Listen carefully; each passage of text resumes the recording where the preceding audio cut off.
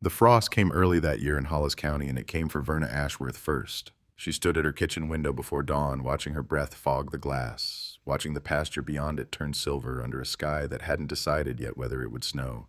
63 years old, 28 of them spent on this land beside a man who was no longer there to share the cold with her. The coffee in her hands had gone lukewarm an hour ago. She hadn't noticed. On the table behind her sat an envelope from First Trust Farmers Bank, opened 3 days ago and read so many times the fold lines had gone soft as cloth. She didn't need to read it again. She knew every word the way she knew the sound of her own front porch settling at night. 90 days. Full satisfaction of the note or the county would take what her grandfather had built with 40 years of his hands. 42 acres, every one of them wrong for growing anything at all. She had known it as a girl running barefoot across ground that broke ankles instead of yielding crops. She had known it as a bride when her husband Everett had laughed and called it the field God forgot to finish. She had known it as a widow alone now, 2 winters staring at soil that gave her nothing but stone. Limestone, not soil. Stone that broke through the earth in ragged gray teeth scattered across every pasture like the bones of something ancient that had died there and never been buried. Rocks the size of a man's skull, boulders the size of a truck bed. A landscape that had defeated 3 generations of Ashworths and was now apparently going to defeat the 4th. The phone rang at 7. She let it go twice before answering because she already knew the voice on the other end. Mrs. Ashworth. Roland Pruitt's voice always carried that particular gentleness bankers used right before they took something from you. I wanted to check in, see how you're doing with the paperwork. I'm doing fine, Roland. I hate this part of my job, Verna. I want you to know that. I've known your family 30 years. Then you know I'm not signing anything yet. A pause, the kind that cost money. The land isn't worth what you owe on it. The soil survey confirms what everyone in this county already knows. 8 inches of topsoil over solid limestone bedrock. No farmer within 100 miles will take on that kind of ground. I'm trying to help you see the numbers clearly so you don't lose more than you have to. She looked out at the pasture again. The rock outcroppings caught the thin morning light and held it the way they always did, cold and patient and utterly indifferent to bank statements. My grandfather worked that field for 40 years, she said. Your grandfather worked in a different economy. He also used to say something about that field. Want to hear it? Roland didn't answer, which she took as permission. He said the land gives you exactly what it wants to give you. Your job isn't to fight it. Your job is to figure out what that is. Verna, with respect, that's a lovely sentiment. It doesn't pay off a mortgage. She hung up before he could say anything else. Her hand was shaking just slightly, and she pressed it flat against the cold window pane until it stopped. That was the morning she decided to go out and count the stones. It made no sense, and she knew it made no sense, and she went anyway. She pulled on her boots, her husband's old canvas coat that still smelled faintly of him.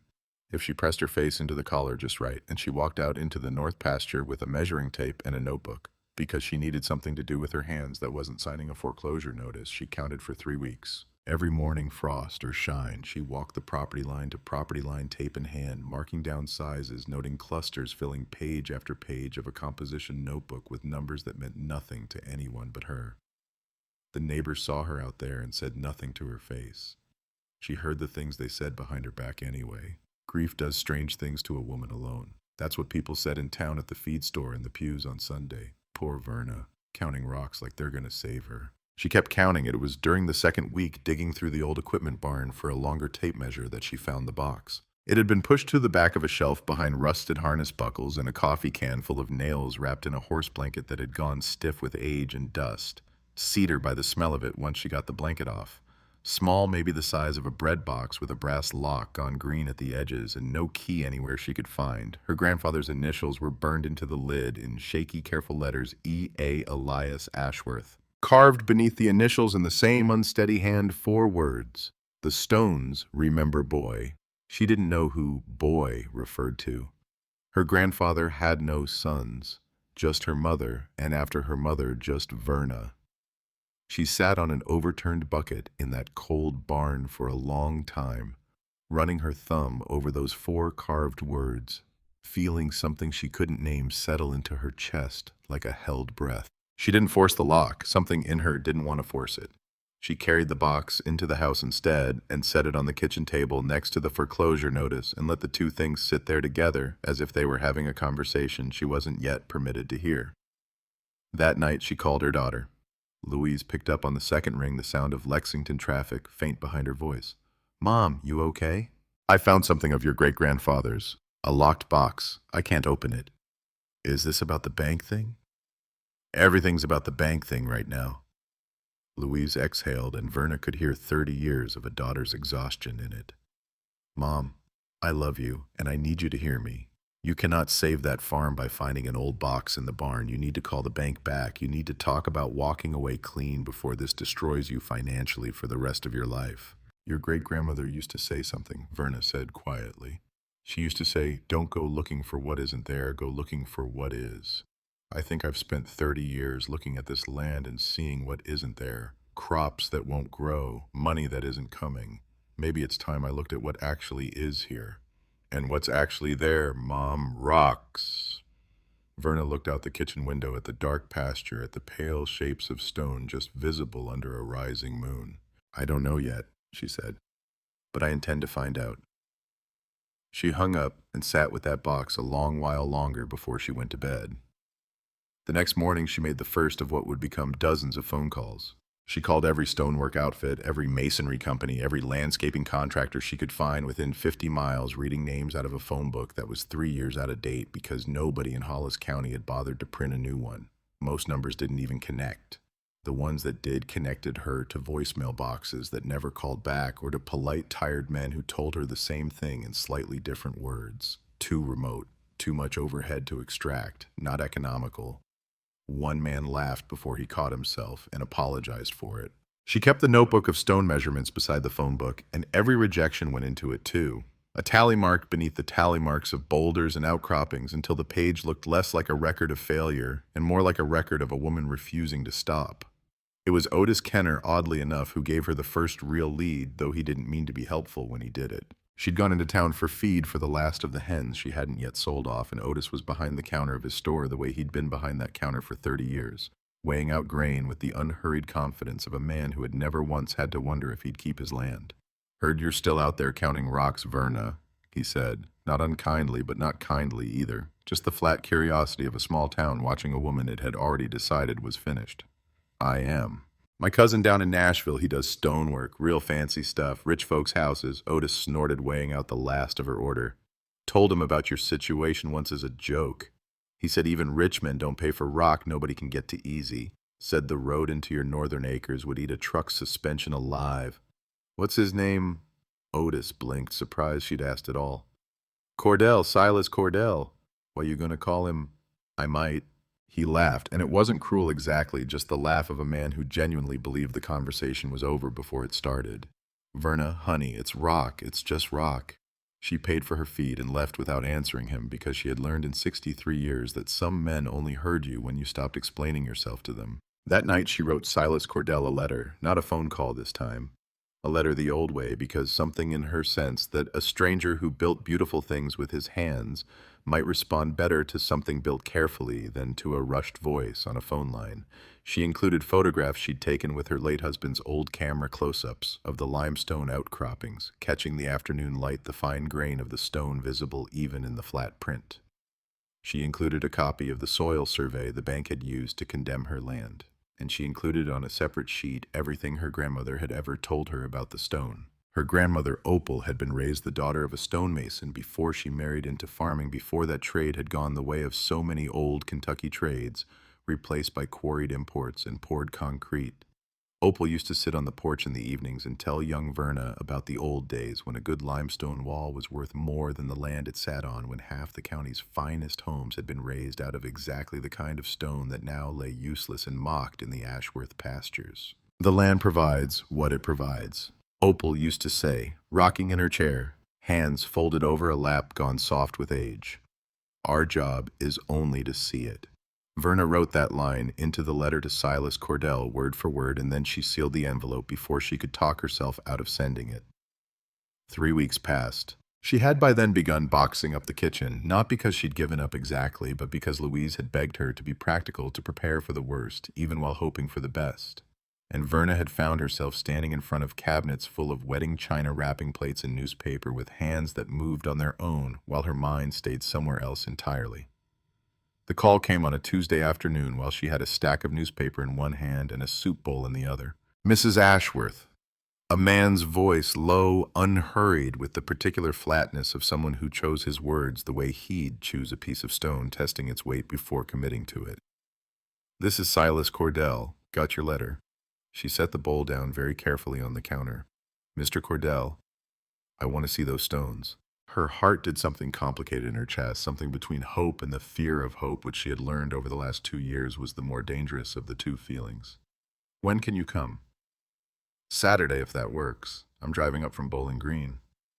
Saturday works. She hung up the phone and stood very still in her half-packed kitchen, surrounded by wrapped dishes and cardboard boxes, and let herself cry for exactly 1 minute, because she had learned that too in the last 2 years, that grief and hope sometimes needed the same amount of water, and it was easier to let both out at once than to try to separate them. Saturday came cold and clear frost, silvering the pasture grass, the kind of Kentucky morning that made the limestone outcroppings glitter faintly, where the sun caught mineral veins buried in the rock. Verna was in the north pasture before Silas Cordell's flatbed truck ever turned up the gravel drive, standing among the stones the way she'd stood there for 3 weeks straight, as if her presence alone might convince them to reveal something. The truck was older than she expected, well-kept but well-used, the kind of vehicle that had done real work and would keep doing it. The man who climbed out of it was broad through the shoulders, in the particular way of men who'd spent decades lifting things other people couldn't lift with hands that looked like they'd been carved from the same material he worked. He wore a canvas jacket the color of dried mud and boots that had clearly walked 100 job sites before this one. Mrs. Ashworth. He nodded, not offering a handshake, yet his eyes already moving past her to the outcroppings scattered across the field. Silas Cordell, mind if I look before we talk? That's why you're here. He walked the pasture slowly, methodically, the way she imagined a doctor might walk toward a patient he wasn't yet sure how to diagnose. He crouched beside the largest outcrop near the fence line, running his palm flat across its surface, and then he did something that surprised her. He pulled a small rock hammer from his jacket pocket and tapped gently along a hairline seam in the stone, listening to the sound it made the way a man might listen to a heartbeat. How old is this fence line? He asked, not looking up. Older than me. My grandfather built it. He used any of the stone in it. Some. Most of what you see, he left where it lay. Said it was easier to farm around than to move. Silas made a low sound in his throat, something between a laugh and a sigh. He stood brushing dust from his knees and walked farther into the field, stopping at 3 more outcroppings, tapping each one, running his hands over the fossil patterns visible in the rock face like a jeweler reading facets in an uncut stone. You know what this is, he said finally. Limestone. That's all anybody's ever called it. It's Ordovician limestone, 450 million years old, give or take. He said it the way another man might say the price of gasoline factual, but there was something underneath the flatness, something that betrayed how much the number actually meant to him. See these patterns here? Those are fossils. Crinoids mostly. Sea creatures, if you can believe that, from back when half of Kentucky was under an ocean. She looked at the pattern. He pointed to a delicate spiral pressed into stone she had walked past 10,000 times without seeing it as anything but an obstacle. It's dense, Silas continued.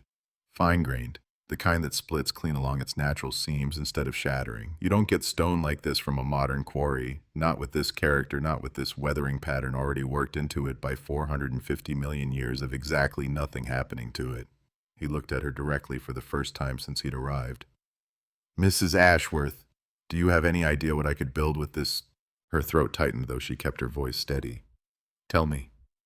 Walls that'll outlive both of us, foundations, facades for houses that'll stand 500 years without a crack. I've got clients in Nashville, Louisville, even a few in Cincinnati, paying premium money for authentic Kentucky heritage stone, and every single one of them complains about the same thing. New quarry stone doesn't have this. No character, no history in it, nothing but a fresh cut and a factory finish. He pulled a tablet from the truck cab and showed her photographs one after another. Grand homes with weathered stone facades. Curved garden walls with ivy climbing between hand-laid courses. An estate entrance flanked by pillars that looked as if they'd stood since the Revolution.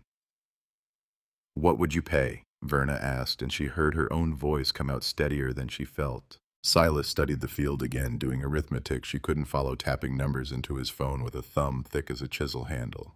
Depends on volume, depends on quality holding consistent across the property based on what I'm seeing right now, and I'd want to test more of it before I commit to anything firm. I'm looking at maybe 800 tons of recoverable stone across this pasture alone. Current market rate for heritage limestone processed and delivered, I could pay you $35 a ton in extraction rights, maybe more if quality holds. Her mind did the math before he finished speaking. That's $28,000. That's $28,000 for starters. This is a field you work for years. Mrs. Ashworth, not a one-time sale. I'd pay per ton extracted. Steady income for a decade, maybe longer. She felt something crack open in her chest, some seam of hope she'd sealed shut months ago to keep from bleeding out on it. The bank says I have to settle by the end of the year. That's 4 months. Silas went quiet. He looked out across the pasture at the stones scattered like broken teeth across every visible acre, and she watched him think the way she imagined he thought about a wall before he laid the first course. How much do you owe? 82,000. The silence that followed lasted long enough that she heard a hawk cry somewhere over the tree line, heard the wind move through dead grass, heard her own heartbeat in her ears. I could bring a crew in, Silas said finally. Work through the season. If the quality holds consistent the way it's looking right now, I could put together an advance payment against future extraction. But I need to test the stone first. Confirm the grading across the whole property, not just this corner. I'm not going to hand you a number I can't stand behind. How long will that take? A month? Maybe 6 weeks? I have 4. Then we better get started. He shook her hand. Then finally his grip firm and dry and warm despite the cold morning, and something in that handshake felt more binding to her than any contract would later. She watched his truck pull away down the gravel drive, dust rising gold in the afternoon light, and she stood in the north pasture a long while after he'd gone, looking at the stones the way she imagined her grandfather might have looked at them if he'd only had someone tell him what she'd just been told. That evening she sat down at the kitchen table with the locked cedar box. She still couldn't open it. She tried a hairpin, a butter knife, an old skeleton key that fit nothing in the house. The lock held stubborn as the field itself, and she found herself talking to the box, the way lonely people talk to things that can't answer. "You knew something," she said quietly. "Didn't you, Grandpa? You knew what was under all that grass the whole time." The box said nothing back, of course. But she left it on the table that night instead of putting it away, as if its presence there beside the foreclosure notice was itself a kind of answer. Silas Cordell came back 3 days later with sample bags and a rock saw, and for the better part of a week his truck was a fixture in the north pasture, extracting cores from outcroppings across the entire property, labeling each sample with a location number in careful block letters. Verna walked the field with him some days, learning the language of what he was doing, even if she couldn't yet name every fossil or fracture line. Other days she let him work alone and watched from the porch, coffee going cold in her hands, feeling something she hadn't felt in 2 years. Not hope exactly, something quieter than hope. Attention. The sense of being seen finally by someone who looked at her land and saw more than a debt to be settled. It was during that week that Junie Cordell came along for the first time. She was 13 all elbows and curiosity riding shotgun in her father's truck because it was a school holiday and her mother had errands to run. She wandered the field while Silas worked poking at stones with the toe of her sneaker until she found a flat piece Silas had already tested and set aside. "Dad," she called, crouching over it. "Dad, look at this one." Silas glanced over, distracted, still cataloging samples. "What is it, Junebug?" "The pattern. It's not like the others." She traced her finger along a spiral fossil pressed into the surface, more intricate than the ones he'd shown Verna that first day, layered, almost architectural in its symmetry. "It looks like it was built, like somebody designed it." Silas walked over, crouched beside his daughter, and went quiet in a way Verna had already learned meant something important was happening. "That's not just a crinoid stem," he murmured almost to himself. "That's a full colony fossil, multiple organisms preserved together, still holding their structure after all this time." He looked up at Verna, something sharpened in his expression that hadn't been there before. "Mrs. Ashworth, I need to walk the rest of this property again, all of it, every acre." "I thought you already tested the field." "I tested what I could see from the road and the near pastures. If this quality is consistent across all 42 acres, and if there are more formations like this one buried under ground cover we haven't cleared yet." He stopped himself, shook his head slightly, as if reining in an excitement he didn't want to show her too plainly before the numbers backed it up. "I need another 2 weeks." "I don't have 2 weeks to spare, Mr. Cordell." "I know." He looked at his daughter, who was still crouched over the fossil, running her fingers along its ridges with the reverence other children reserved for toys. "But if I'm right about what's under this ground, Mrs. Ashworth, 2 weeks is nothing compared to what we'd be leaving on the table by rushing it. Junie looked up at Verna with the plain, unguarded honesty only a 13-year-old could manage. It's like archaeology, she said. Every stone has history in it. My dad sees that. Not everybody does. She paused. Do you... Verna looked out across the pasture at ground she had cursed and buried and nearly surrendered, and felt the question settle into her the way seeds settle into soil that has finally, after decades, been prepared to receive them. I'm starting to, she said. The following week brought Otis Kenner's mockery back into her life in full force because word of Silas Cordell's truck parked in the Ashworth pasture had inevitably made its way into town. She heard about it secondhand, first from a neighbor who mentioned it at church with poorly hidden amusement, and then she heard it directly standing in line at the feed store while Otis weighed out grain for the man ahead of her. Heard you got some rock buyer poking around your place, Verna, Otis said, not quite looking at her, addressing the room more than her specifically. What's he going to do, build himself a pyramid? Laughter rippled from a man near the seed display. Verna felt her face go hot, but she kept her spine straight the way her grandmother had taught her, the way Opal used to say, a woman's back was the one thing nobody could take from her if she didn't let them. He's going to pay for the stone, she said evenly. Otis's smile faltered just slightly, uncertain now whether he was still telling a joke or being told something he hadn't expected. Verna, honey. His voice went soft in that particular pitying way she had grown to hate more than outright cruelty. Those rocks aren't worth nothing. I think you're getting yourself scammed by some fast talker out of Bowling Green. We'll see, she said, and paid for her feed, and left without giving him the satisfaction of an argument.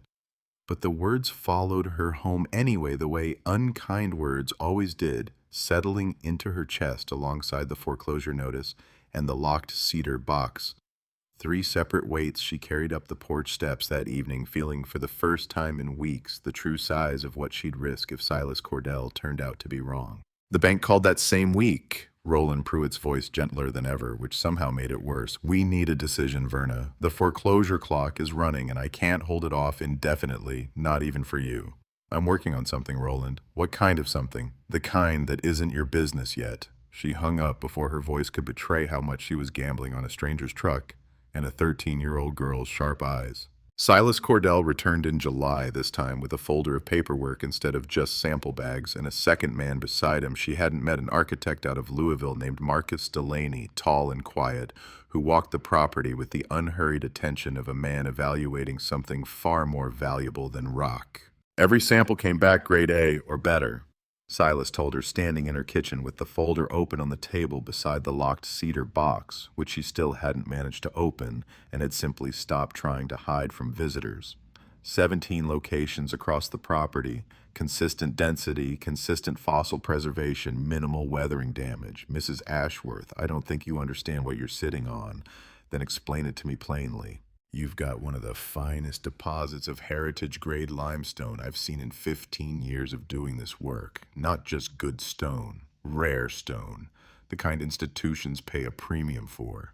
He glanced at Marcus, who nodded once in confirmation. I want to bring you a real offer, not just extraction rights on a handshake. A contract and advance payment structured against a 5-year extraction plan. How much of an advance? Silas didn't answer right away, and she watched him do the math again, slower this time, more carefully, the way a man calculates when he knows the answer will change someone's life. $87,000, he said finally. It's a gamble on my end, Mrs. Ashworth. I'm betting the quality holds and the market stays strong for 5 years, but I've seen enough now to make that bet. The number hit her like a held breath finally released. 82,000 owed, 87 offered, $5,000 of daylight between ruin and survival. I need to read the contract, she said, her voice steadier than her hands. And I need my daughter to see it too. Take all the time you need, I'm not going anywhere. Louise drove down from Lexington that weekend with a lawyer friend in tow, and the two of them spread papers across the same kitchen table, where Roland Pruitt had once told her to give up working through clauses and terms, with the careful suspicion of people who had seen too many good deals turn bad in the fine print.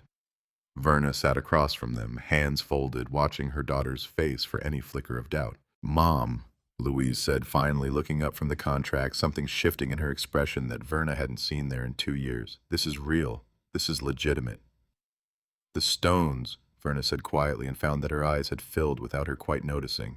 Your great-great-grandmother always said they were a gift, just waiting for someone to see their value.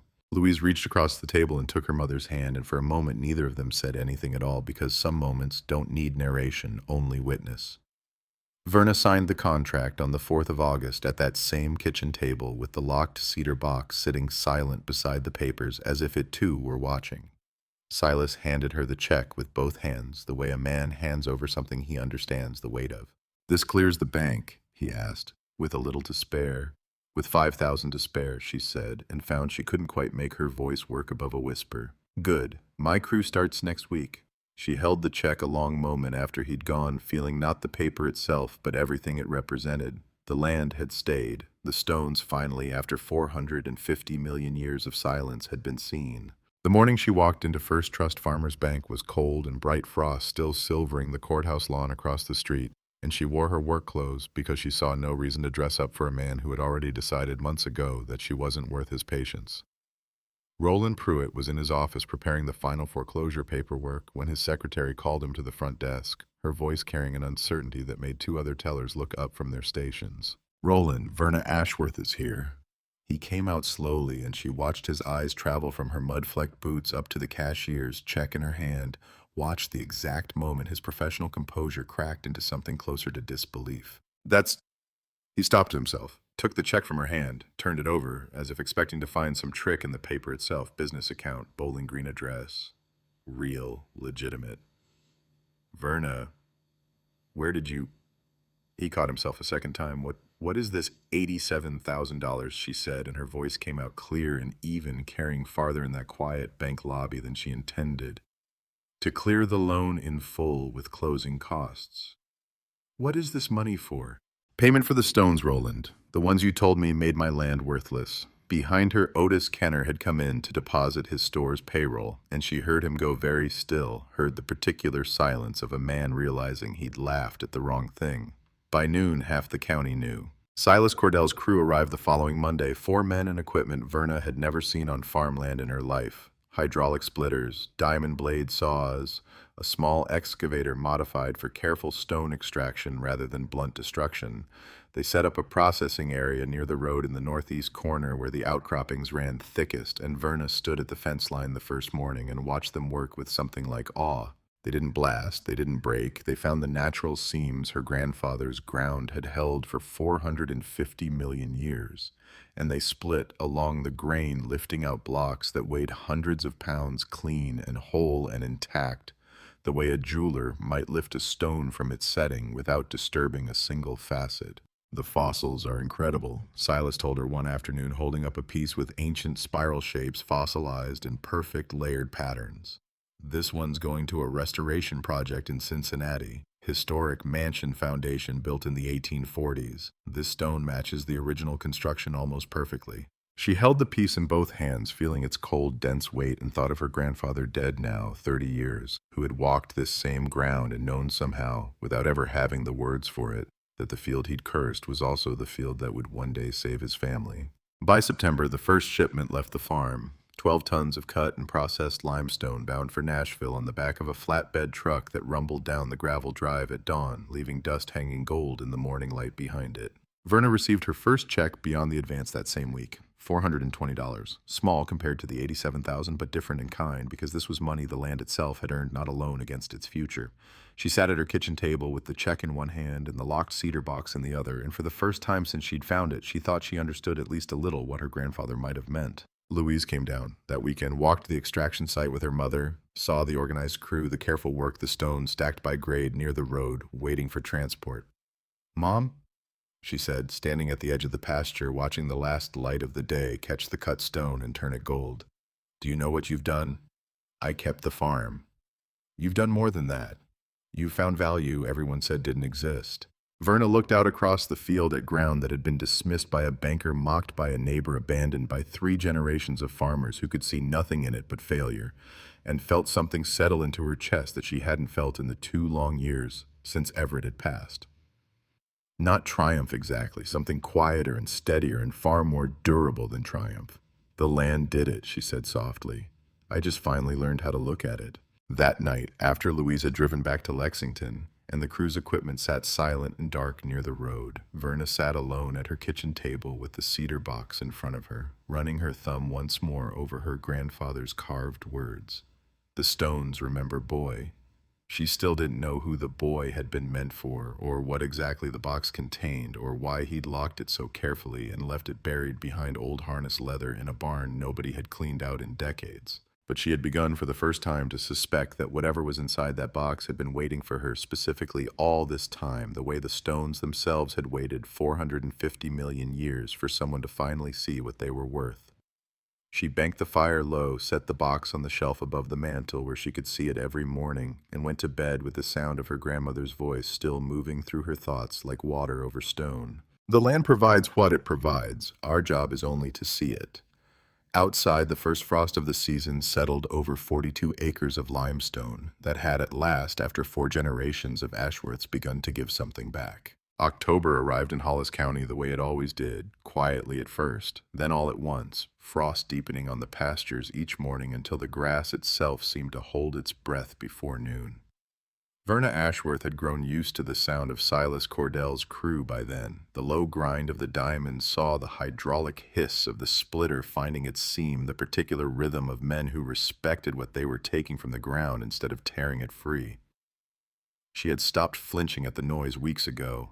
Now it sounded some mornings almost like music. The co-op meeting fell on the second Tuesday of the month, same as it had for as long as she could remember, held in the low brick building off Route 9, where 3 generations of Hollis County farmers had argued over grain prices and fence disputes, and this particular autumn over her. She almost didn't go. Louise had called the night before to ask if she wanted company, and Verna had told her no, because some battles a woman needed to walk into alone, the same way she'd walked into the North Pasture alone 3 weeks running with nothing but a measuring tape and a stubborn refusal to disappear quietly. She sat 3 rows back, coat still buttoned against the chill outside, and listened to Wendell Ash open the meeting with the same dry efficiency he brought to every gathering, moving through old business toward the budget discussion for next year's grain subsidies. It was Garrett Voss who stood first, and something in the set of his shoulders told her this had been coming for a while. He farmed 300 acres of corn and soybeans on the far side of the county, had sat on every agricultural board Hollis County maintained, and carried himself with the particular authority of a man who believed without ever quite saying so that real farming meant exactly what he did and nothing else. "I want to talk about responsible land use," he said, not looking at her, addressing the room. Instead, the way men often did when the thing they meant to say was aimed at one person, but easier delivered as a general principle. "We've got people in this county treating farmland like a rock quarry, digging up fields instead of planting them. That's not agriculture, that's mining." A murmur moved through the room, low, uncertain, the kind of sound a crowd makes when it isn't sure yet which way to lean. 42 acres that could be in production are sitting idle," Garrett continued, "while some out-of-town contractor strips the topsoil for profit. I think it's fair to ask whether that serves this community." Verna felt every eye in the room find her, felt the old weight of dismissal settle back onto her shoulders, dressed up now in newer language than the banker had used, but no lighter for the dressing. Wendell Ash cleared his throat. "Garrett raises a fair point about land use." He hesitated, glanced toward her with something that might have been apology. "Verna, would you like to respond?" She stood. Her grandmother had taught her a long time ago that a woman didn't argue for the sake of arguing, but Opal had also taught her that silence offered at the wrong moment was its own kind of surrender. "That land couldn't feed one family," Verna said, her voice steadier than she expected it to be. "I tried for 20 years. The stone-to-soil ratio made it useless for crops, and every man in this room who's driven past my North Pasture knows that better than I do. But the stone itself is building homes that will stand for centuries. It's put 4 men to full-time work. It's kept my farm out of foreclosure, and it's kept me in this county, in this church, at this meeting instead of packing a moving truck for Lexington." "But you're not farming," Garrett said. And there was something almost wounded beneath the challenge in his voice, though she couldn't yet name what it was. "I'm doing what the land is good for," Verna answered. "Isn't that what farmers do? Work with what we have, not what we wish we had." The room went quiet in a way that felt to her like the held silence right before a stone gives way along its seam. It was Nora Fentress who broke it, standing near the back where she'd been listening with her arms crossed, her voice carrying the easy confidence of a woman who ran her own organic operation on the east side of the county and had spent years defending her own choices against similar rooms. "My grandfather always said Kentucky was built on 3 things," Nora said. Tobacco horses and limestone. Maybe Verna's just remembering that better than the rest of us. A few people laughed quietly, and something in the room's temperature shifted. Not entirely, not enough to call it resolved, but enough that the meeting moved on to grain subsidies. Without further comment, Verna sat back down with her hands folded in her lap, feeling the particular exhaustion that came from being seen and judged in the same breath and telling herself it was a smaller cost than losing the farm outright. But Garrett Voss caught her in the parking lot afterward anyway, his truck idling behind him, his breath visible in the cold evening air. "You think you're clever," he said low, not performing for a room this time. "But you're making real farmers look bad, making the rest of us look like we don't know how to use our own land." Verna met his eyes, and something in his face, some tightness around the jaw, some old grief she couldn't yet place, made her hold her tongue a moment longer than her first instinct wanted. "Maybe you don't know how to use land like mine," she said finally. "But I do now." She drove home, past fields going still for winter, past a county that had spent 2 years deciding she was finished and was only just beginning to reconsider, and she told herself all the way up her own gravel drive that Garrett Voss's anger belonged to something older than her stones, even if she didn't yet understand what it was. The operation grew through the last weeks of autumn, the way Silas had promised it would. A second architect called from Louisville. Then a third client from Cincinnati, word of Hollis County limestone moving through circles Verna had never imagined her land might reach. She watched the crew work each morning with something like pride now, instead of disbelief. Watched Silas train a new hand on the hydraulic splitter. Watched Junie Cordell come along on weekends to catalog fossil patterns in a notebook, not unlike the one Verna herself had filled with stone measurements months before. It was in the second week of November, just as the operation seemed to be finding its rhythm, that the first real trouble arrived, and it did not arrive the way Verna expected trouble to arrive.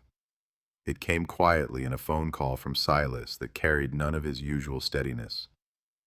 "Mrs. Ashworth, I need to come by." "Is something wrong?"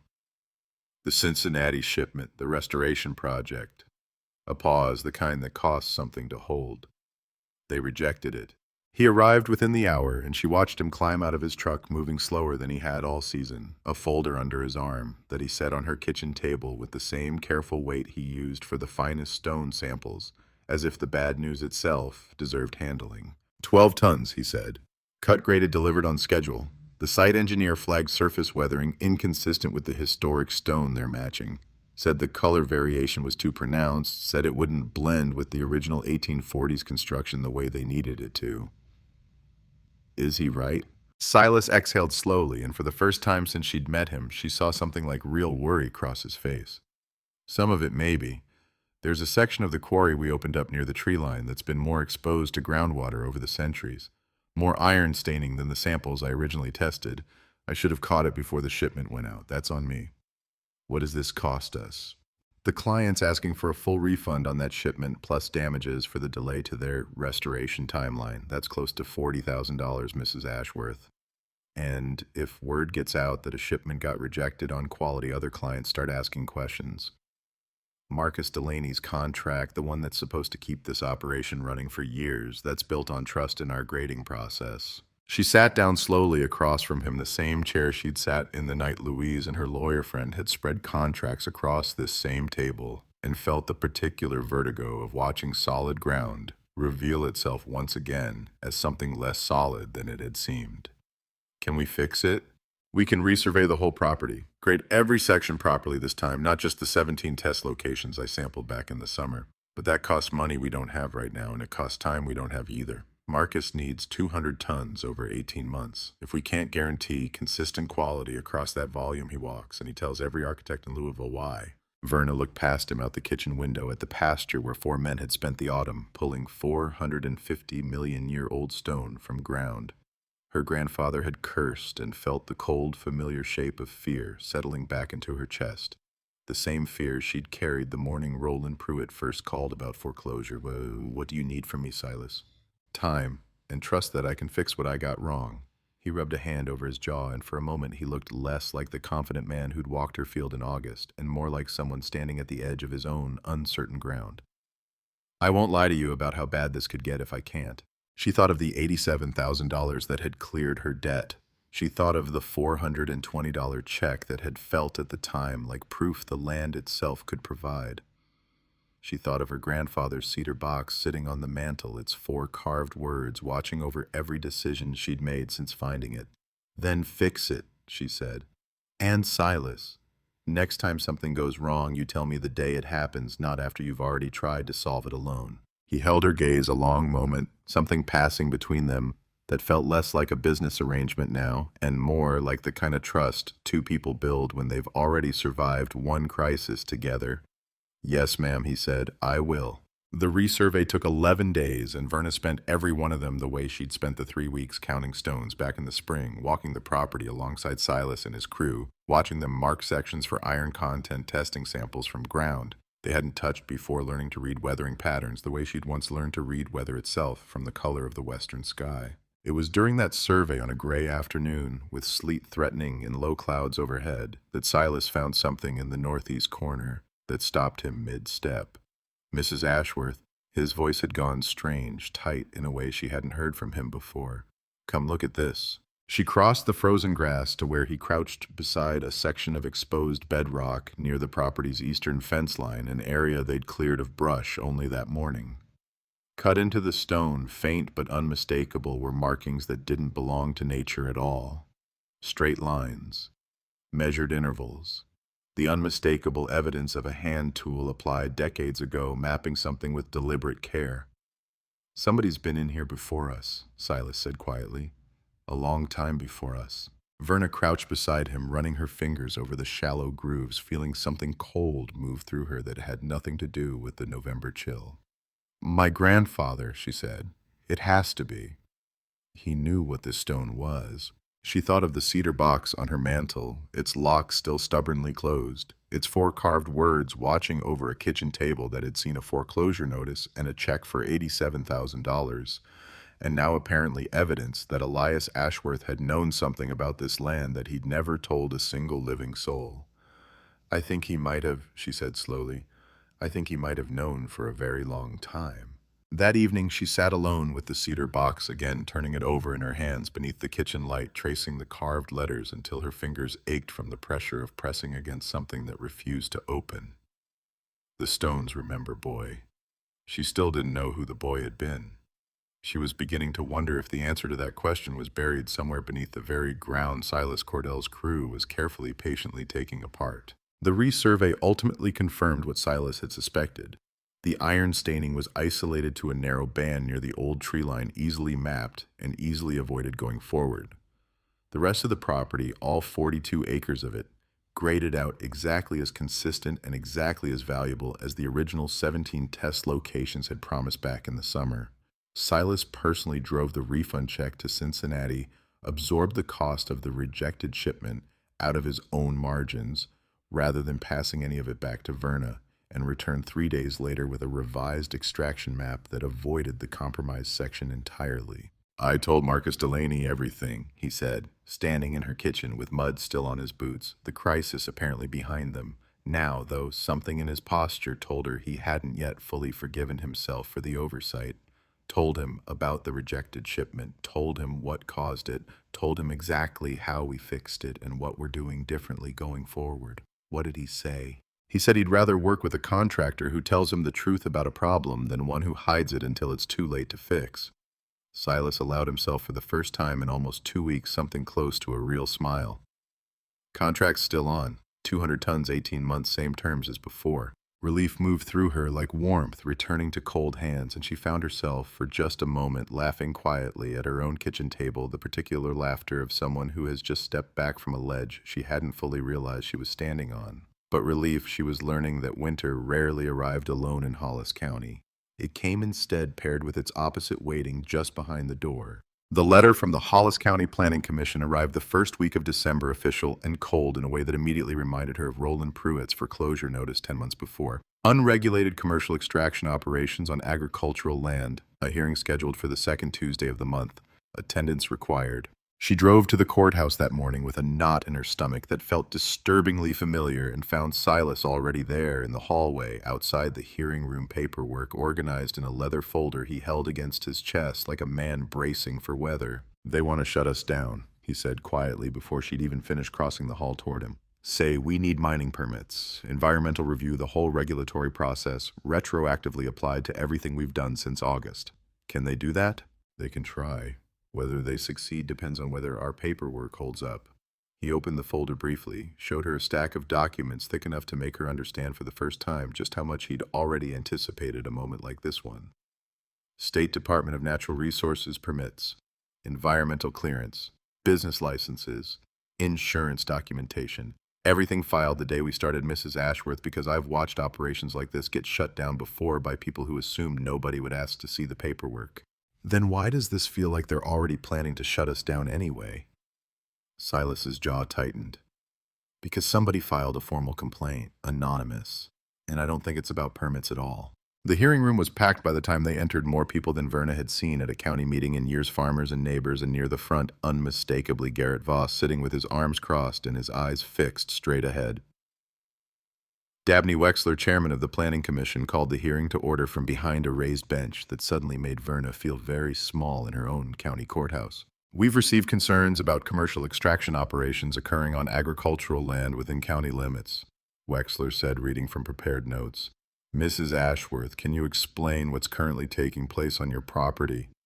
Verna stood, feeling the weight of every eye in the room settle onto her, the way it had at the co-op meeting, except heavier now, official now, carrying the particular menace of government process instead of mere neighborhood gossip. I'm selling fieldstone, she said, her voice carrying farther than she expected in the hushed room. The same way farmers in this county have always sold timber rights or mineral rights or anything else their land happened to produce that wasn't a crop in the ground. The stone was always there. I simply found someone willing to recognize its value. But you're operating what amounts to a commercial quarry, Wexler pressed. That requires a different regulatory framework than traditional agriculture.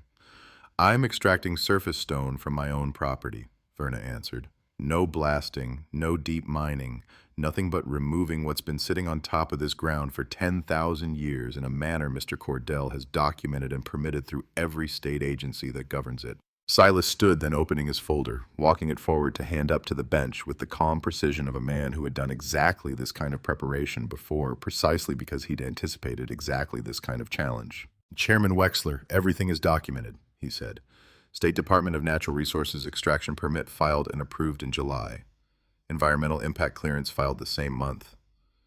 Business licensing, insurance, workers' compensation coverage for all 4 crew members.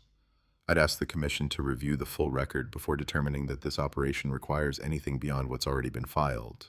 Wexler took the folder, flipped through it with visibly growing surprise, passed pages to the commissioners seated beside him, who exchanged glances that told Verna, even from where she stood, that they had expected resistance and found compliance instead. We'll need time to review this properly, Wexler said finally, his voice carrying less certainty than it had at the start of the hearing. This matter is continued pending full commission review. Outside afterward in the cold parking lot with sleet finally beginning to fall in earnest, Garrett Voss caught up to her once more, though his voice this time carried less confidence than it had at the co-op meeting weeks before. You think this is over, he said. It wasn't quite a question. I think the paperwork speaks for itself, Garrett. He looked at her a long moment, something working behind his eyes that she still couldn't name, and then he turned and walked to his truck without another word, leaving her standing in the sleet beside Silas, both of them watching him go. That complaint didn't come from him, Silas said quietly once Garrett's truck had pulled out of the lot. How do you know? Because I know men like Garrett Voss. If he wanted to shut us down, he'd have stood up in that hearing room and said so to my face. Anonymous complaints come from people who don't want their name attached to what they're trying to do. Silas's expression had gone hard in a way she hadn't seen from him before. I think somebody wants this operation to fail badly enough to hide behind a form letter to do it, and I don't think that somebody lives in Hollis County at all. She thought of Marcus Delaney's contract, 200 tons over 18 months, the largest and most lucrative agreement the operation had yet secured, and felt a cold suspicion begin to form that had nothing to do with the sleet now falling steadily around them. Who would benefit from us losing that contract, Silas? I don't know yet. He looked toward his truck, toward the folder of permits, now safely returned to his possession, toward the courthouse behind them, where a decision that could end everything they'd built sat now in the hands of a commission that had, at least for the moment, been given no legal reason to say no. But I intend to find out before this hearing reconvenes. They drove their separate ways home through sleet turning slowly to snow, and Verna spent that night at her kitchen table once more, the cedar box beside her, the planning commission's letter beside that, and felt for the first time since signing Silas Cordell's contract in August, the particular fear of a woman who has finally built something worth losing. The days following the hearing brought a strange quiet to Hollis County, the kind of quiet that Verna had learned over 63 years of living through Kentucky winters usually meant something was gathering strength just out of sight. Silas called twice that week, each time with fragments of information rather than answers. A call to the state permitting office confirmed no other complaints had been filed against similar operations elsewhere in the region that season.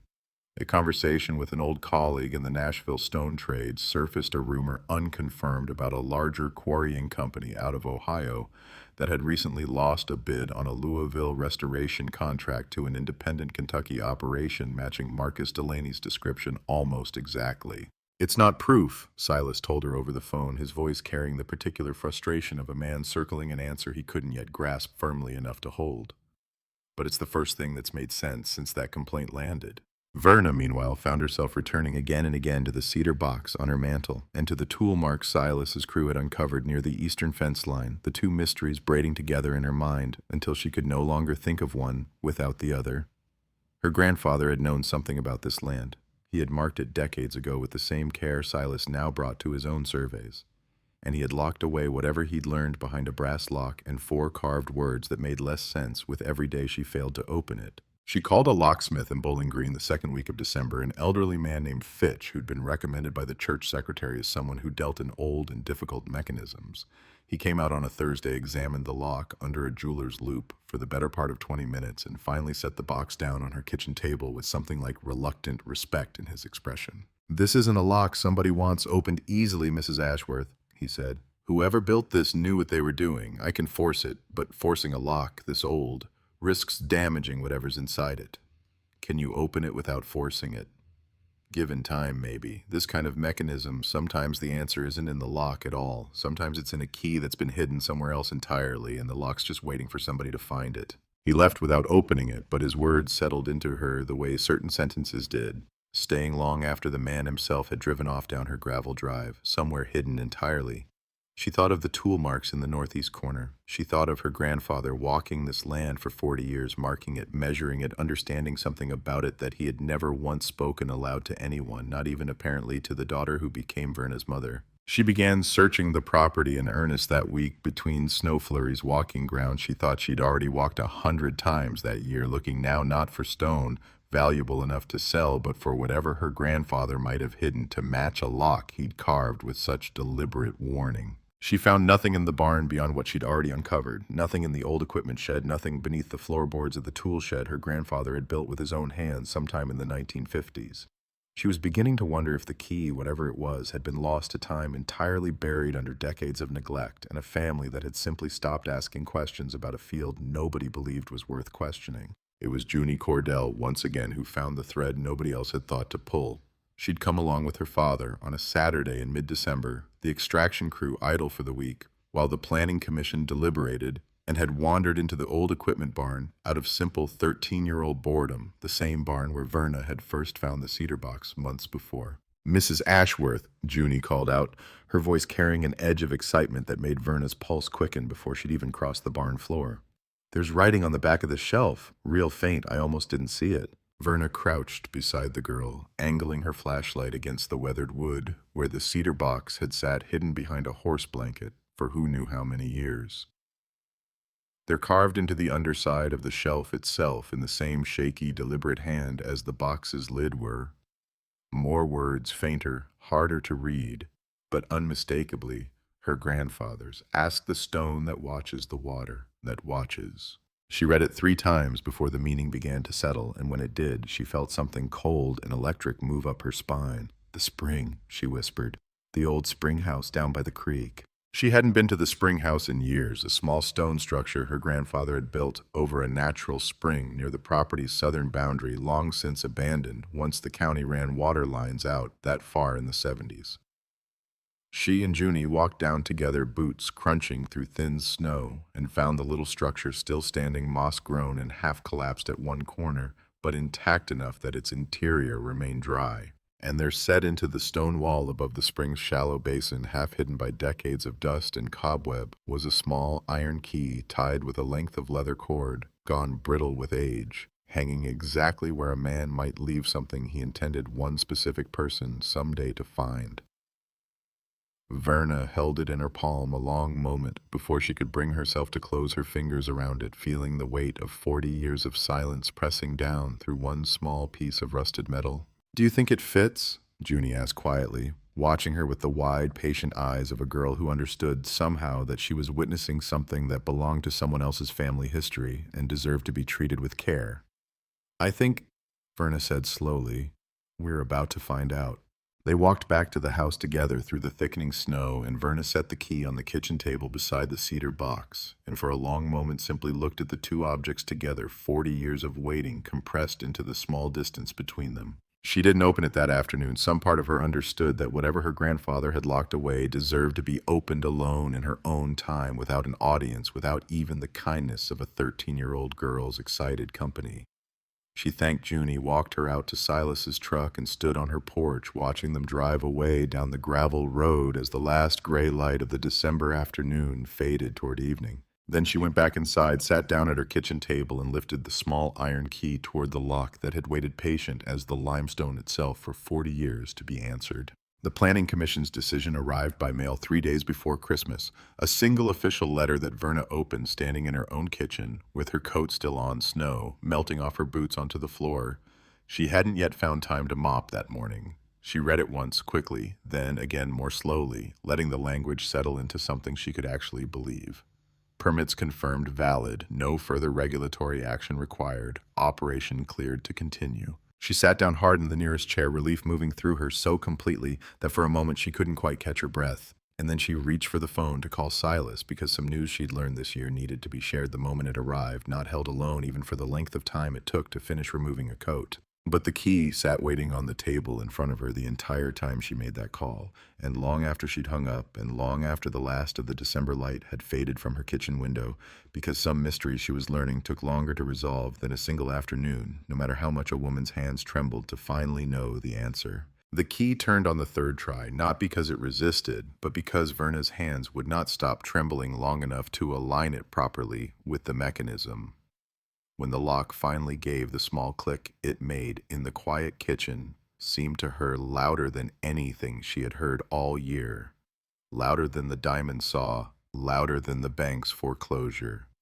Notice louder, even than her own heartbeat, which had been climbing steadily since she first felt that key close her fingers around it at the spring house 3 days before. She lifted the lid slowly, the cedar hinges stiff with 40 years of disuse, and for a moment simply stared at what lay inside before she trusted herself to touch any of it. Papers first, folded tightly yellowed at the edges, tied with the same kind of leather cord that had held the key. Beneath them, a hand-drawn map ink faded to sepia, showing the property in her grandfather's careful, deliberate script, every acre marked and measured the way she had once marked and measured it herself with a cheap measuring tape and a composition notebook. And beneath the map, wrapped in a scrap of oilcloth, a single piece of stone no larger than her palm, polished smooth on one face, revealing a fossil pattern so intricate and so perfectly preserved that she understood immediately why a man might have hidden it away, rather than risk anyone else laying claim to it. She unfolded the papers, first her breath fogging faintly in the cool kitchen air, and began to read her grandfather's handwriting for what felt like the first time in her life. Though she had grown up beside the same man, had eaten breakfast across from him for 18 years before he passed. The letter was dated 1961, addressed simply to whoever finds this. "I walked this field for 40 years knowing what it held," her grandfather had written, "and I told no one because I watched a man lose everything the year I was young, trying to sell stone to buyers who cheated him.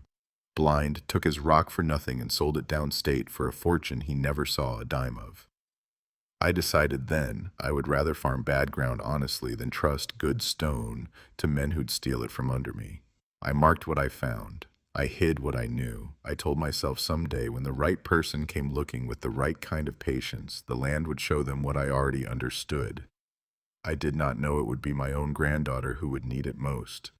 But if you are reading this, girl, then the stones have finally found their moment, and I am sorry I could not be there to see it with you." She read it 3 times before the words fully settled, and when they did, she found herself crying in a way she hadn't allowed herself since the week after Everett's funeral, quiet and complete, her forehead nearly touching the kitchen table, her hand still resting on her grandfather's map, as though she might somehow feel him through the paper itself. Her grandfather had known, not merely suspected, not merely hoped, but known with the same certainty Silas Cordell had carried into that first walk of the north pasture, that the ground beneath the Ashworth farm held something far more valuable than any crop could ever provide.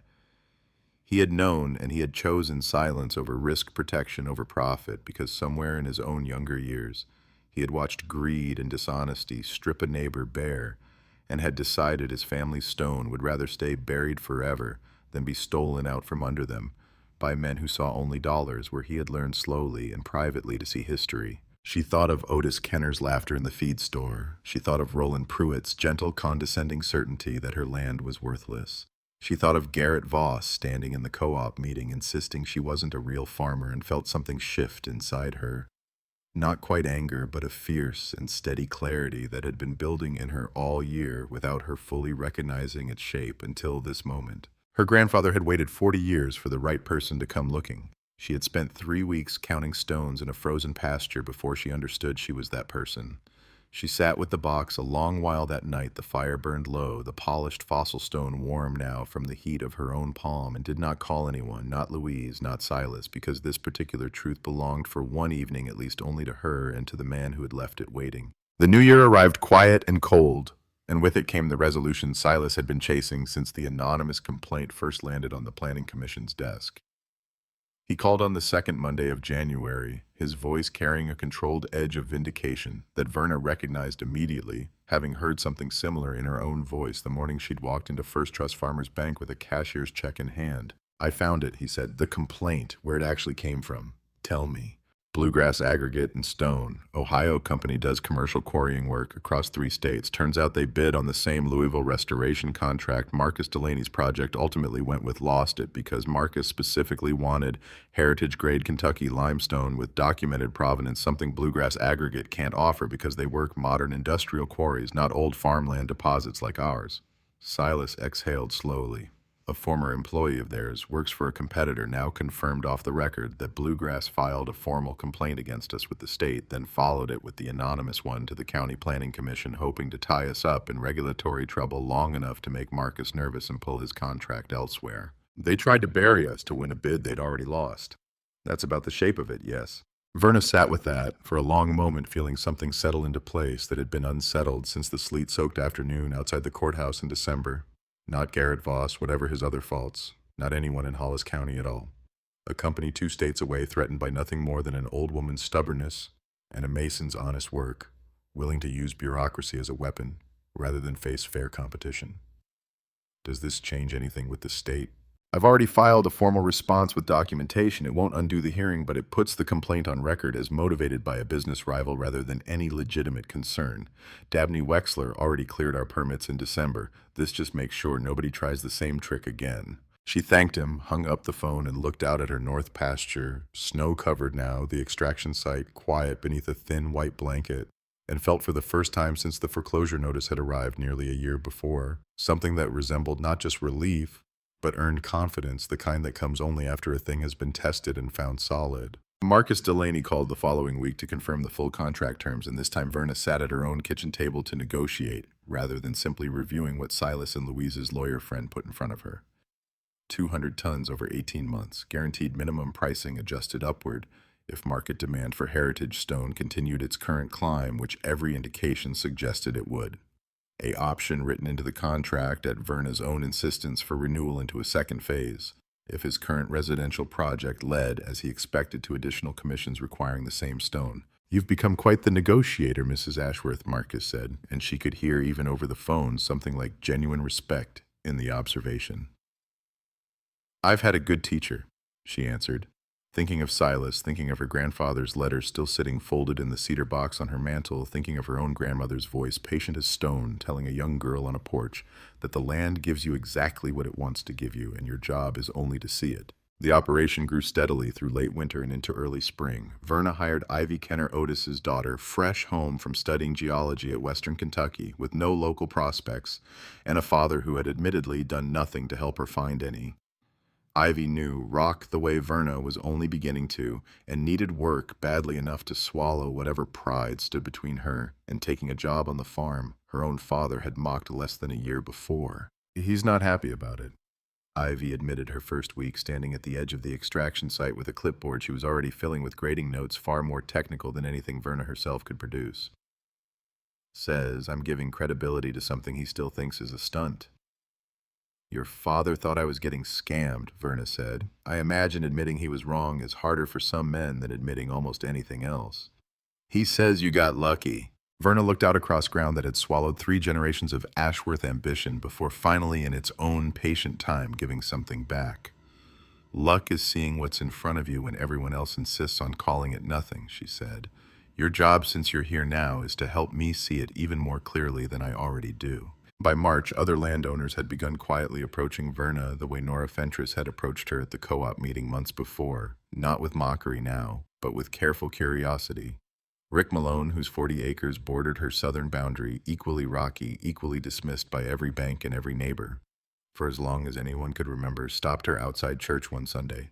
Verna, I've been thinking about your situation, he said, turning his hat in his hands the way men in Hollis County did when they were working up to admitting they'd been wrong about something. Wondering if Mr. Cordell's crew might take a look at my North 40 sometime. See if there's anything worth testing. I'll give you his number, Rick. He nodded grateful in a way that required no further words and walked back to his truck, and Verna found herself smiling in a way that had nothing to do with vindication and everything to do with the particular satisfaction of watching a door she had forced open with her own stubborn hands begin slowly to swing wide enough for others to walk through it too. The article in the Louisville newspaper, when it finally ran in late March, only accelerated what had already begun. A reporter named Constance Farrell had heard about the operation through the Planning Commission hearing driven out to Hollis County on a gray Tuesday, spent the better part of a day walking the property with Verna and Silas both, and produced a feature piece that ran with the headline, Stone Farming, Kentucky Widow Finds Fortune in What Others Called Waste. The phone did not stop ringing for a week after it ran. Other landowners with rocky, thin, useless-seeming ground, university extension agents wanting to discuss stone extraction as a legitimate alternative agricultural practice, a production company inquiring about a documentary on sustainable rural land use. Verna said yes to the extension agents because their interests seemed to genuinely serve other farmers facing exactly the situation she'd faced the previous winter. She said no to the documentary crew gently but firmly because some part of her understood that she had not done any of this to become a story told by strangers, only to save a farm her grandfather had built and her husband had loved, and her own stubborn refusal to quietly disappear had against every prediction preserved. It was Roland Pruitt who surprised her most in the end, though perhaps she should have anticipated it, given everything else that spring had already overturned. She saw him at the grocery store on a Thursday afternoon in April, both of them reaching for items on opposite sides of the same narrow aisle, and watched him hesitate the way a man hesitates when he has been carrying something heavier than groceries for longer than he cares to admit. Verna, he said, finally setting down whatever he'd been holding, I owe you an apology. For what exactly? For more than I probably realize myself. He rubbed a hand across his face, and she saw for the first time since she'd known him something genuinely uncertain in his expression, the particular vulnerability of a confident man forced to reckon with having been wrong. The soil survey the bank used. I want you to know I actually saw the full geological report before I ever called you about foreclosure. There was a note in it buried in the technical language about limestone quality in the northern pastures. I didn't flag it for you. I told myself it wasn't my job to interpret geology for a client, that my job was only the numbers on the mortgage. He paused. But the truth is, Verna, I'd already mentioned that survey informally to a land developer I know in Lexington, someone who buys distressed agricultural property cheap and holds it for resale. If you'd walked away from that farm the way I told you to, I believe that same developer would have been first in line to buy it from the bank at foreclosure auction, likely for a fraction of what it was actually worth. The grocery store's fluorescent lights hummed overhead, and somewhere behind them a cartwheel squeaked its way down another aisle, and Verna stood very still, feeling something complicated move through her. Not quite anger, not quite forgiveness. Something suspended in the careful space between the two. "You knew," she said quietly. "Not just that the land might be worth something. You knew, and you steered me toward losing it anyway." I told myself I was doing my job. I've spent the winter telling myself that, less and less convincingly. He looked at her directly now, no longer hiding behind professional distance. "I was wrong about the land, Verna. I was wrong about you. And I think if I'm honest with myself, I was more interested in an easy foreclosure that benefited someone I knew than in doing the harder work of actually helping a widow keep what her family had built." She could have let him carry that shame a long time, could have walked away without offering him any relief from it, and some hard, tired part of her wanted to. But she thought of her grandmother rocking on the porch all those years ago, telling her that vindication was never about making someone else suffer, only about proving quietly and completely what had been true all along. "You saw numbers rolling," she said finally. "I saw stone. We were both looking at the same land, and only one of us was honest about what we found there." He nodded slowly, something loosening in his shoulders that had clearly been tight for months. "If you ever need banking services again, Verna, I hope you'll let me be the first person you call." "We'll see," she said, and left it there because some doors deserve to stay only partway open, at least for a while longer. Garrett Voss's reckoning came differently and took longer, and arrived from a direction Verna had not expected. She heard about it first from Nora Fentress, who mentioned at the May co-op meeting, almost in passing, that a survey crew had been out at the Voss property the week before testing a rock outcropping along his eastern fence line that Garrett had spent 30 years farming around and cursing in roughly equal measure. "It turns out his ground isn't so different from yours after all." Nora said, something knowing in her expression. "Same formation near as the survey can tell. Same age, same fossil density." Verna absorbed this quietly, unsurprised, in a way that surprised her because she had begun to understand over the past year that Hollis County's stubborn rocky ground did not respect property lines any more than the 450 million years of ancient ocean that had laid it down in the first place. Garrett came to find her himself 3 weeks later, standing at her fence line on a warm June evening with his hat in his hands, looking older than she remembered him looking at the co-op meeting the previous autumn, though it had been less than a year since that confrontation. "I had my land surveyed," he said, without preamble, the way men sometimes spoke when they'd rehearsed an apology so many times in their own head that the actual delivery came out flatter than they intended. "Same limestone as yours." Cordell's people confirmed it themselves. "I heard. I owe you an apology, Verna, for the co-op meeting, for the things I said." He turned his hat over once, twice in his rough hands. "Truth is, I lost my own family's North 40 back in 1992. My father sold mineral rights to a company that promised him the moon took his stone practically for free, and by the time we understood how badly he'd been cheated, the money was gone, and the land was stripped and worth less than before they'd ever touched it. I watched my father age 10 years and 18 months over that deal. I swore I'd never let anybody talk me or anybody I cared about into something like that again." He looked up at her finally, something raw in his expression. "When I saw Cordell's truck on your land, I didn't see opportunity. I saw my father's mistake happening all over again to somebody who couldn't afford to make it. I was trying to protect you, even if it came out sounding like something uglier than that." Verna felt something shift in her chest, the same shift she'd felt at the co-op meeting itself when she'd first sensed that Garrett's anger belonged to something older and heavier than her own stones. "You could have told me that instead of calling me a fraud in front of the whole county," she said, though gently now, without the edge the words might have carried a year before. "I know. I'm sorry for that, too." He hesitated. "Would you consider connecting me with Cordell for my own land? I mean, if what happened to you can happen honestly the way you've done it, maybe it's not too late for my family's ground either." She looked at him a long moment, this man who had once stood in a parking lot, accusing her of making real farmers look bad, now standing at her fence line, asking humbly for the same chance she had fought so hard to claim for herself. "I'll give you his number," she said. "And Garrett, I'm sorry about your father. That kind of loss doesn't heal just because somebody else finds a way to avoid it."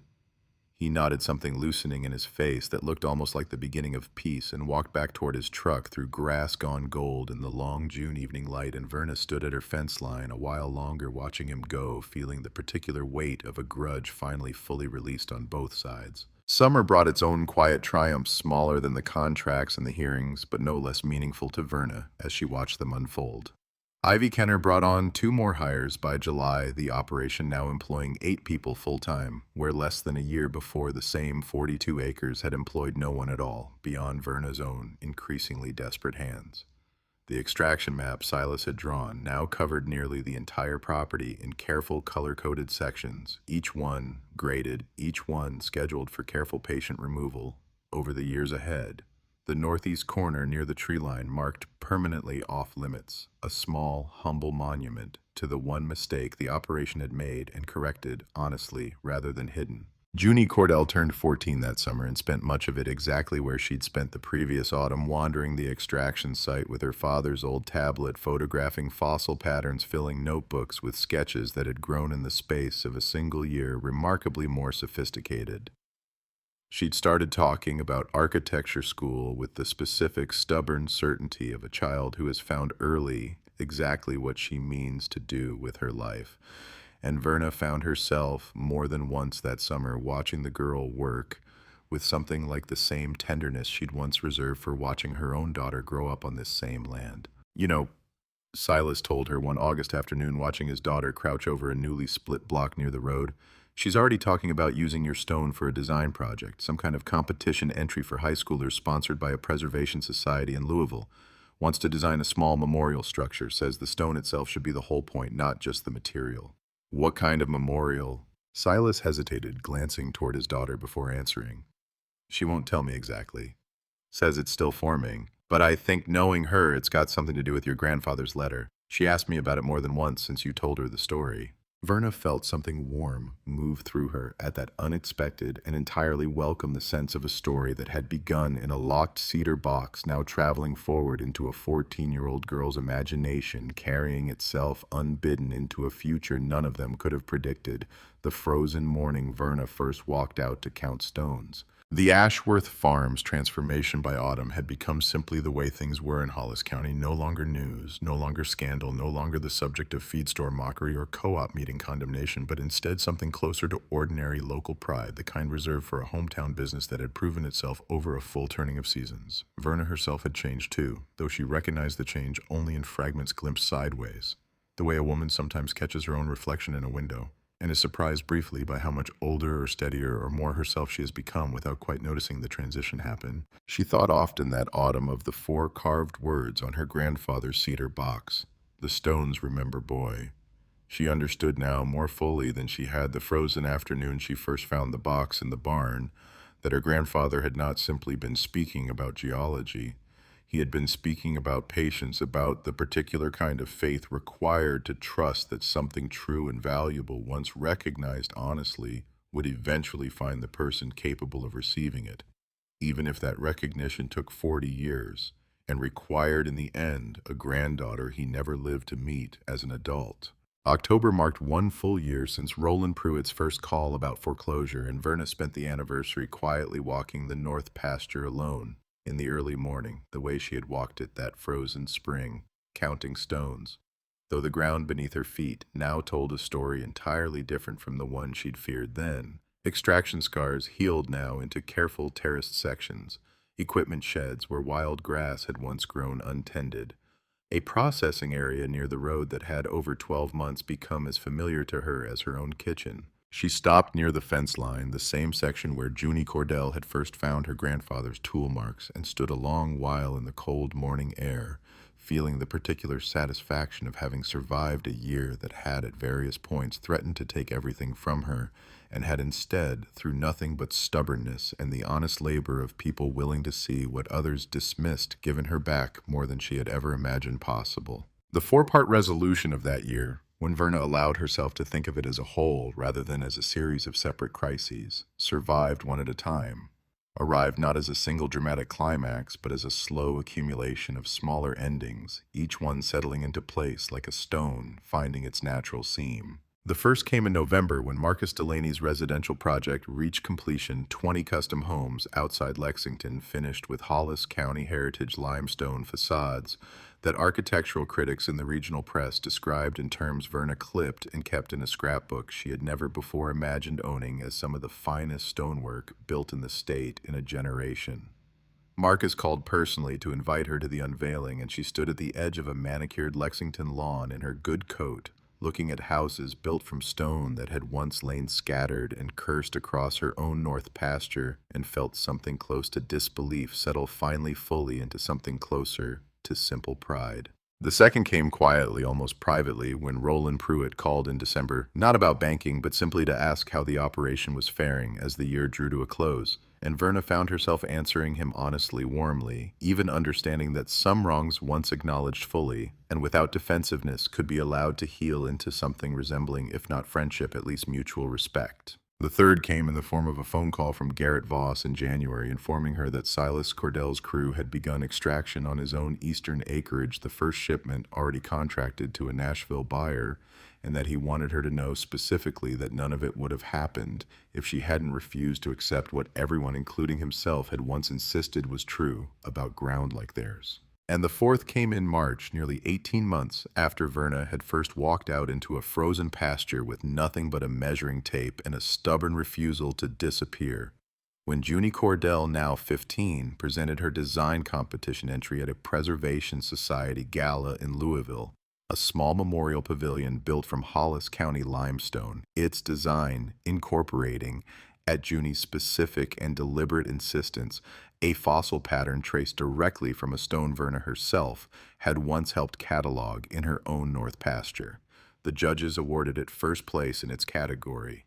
The accompanying placard, which Junie had written herself and shown to no one until the unveiling, read simply, "For Elias Ashworth, who saw what others couldn't, and for the granddaughter who finally listened." Verna read those words standing in a gallery full of strangers, Louise beside her, Silas and his family nearby, and felt something complete itself inside her that had been unfinished since the morning she'd first found her grandfather's box behind a dusty horse blanket in a cold equipment barn. She drove home that night with Louise beside her, the Kentucky darkness rolling past the windows in familiar comforting shapes, and said little the whole way, though her daughter seemed to understand without needing explanation that some silences carried more than any words could hold. When she finally reached her own gravel drive well past midnight, she did not go straight inside. She walked instead out to the porch, wrapped in her husband's old canvas coat that still faintly, after all this time, carried some trace memory of him. If she pressed her face just right into the collar and sat down in the same chair her grandmother Opal had once rocked in decades before, telling a young girl stories about stonemasons and forgotten trades, and the particular patience required to see value where others saw only obstacle. The night was clear and cold, stars scattered thick and bright above the pasture that stretched dark and silent behind the house, 42 acres that had once been called the worst farmland in 3 generations, and had become, through nothing more dramatic than one stubborn woman's refusal to look away, something closer to a legacy. She thought of her grandfather, 40 years of silent knowledge locked away in a cedar box, waiting patiently for someone with the right kind of eyes to finally come looking. She thought of Everett, gone 2 years now, but never entirely absent from this land he'd loved, even while calling it with wry affection the field God forgot to finish. She thought of Silas Cordell's steady, careful hands, of Junie's fierce young imagination, of Garrett Voss's healed grudge, of Roland Pruitt's quiet apology, of an entire county that had spent a year learning slowly and sometimes reluctantly to see what she herself had only just learned to see clearly enough to save. The mortgage was paid, the kitchen was warm, the land stretched out behind her house in the darkness, like a promise finally kept in full. She spoke her grandmother's words aloud into the cold night air quietly, the way a woman speaks a prayer she has carried so long it no longer needs an audience beyond herself and the ground she stands on. "The land provides what it provides," she whispered. "Our job is only to see it."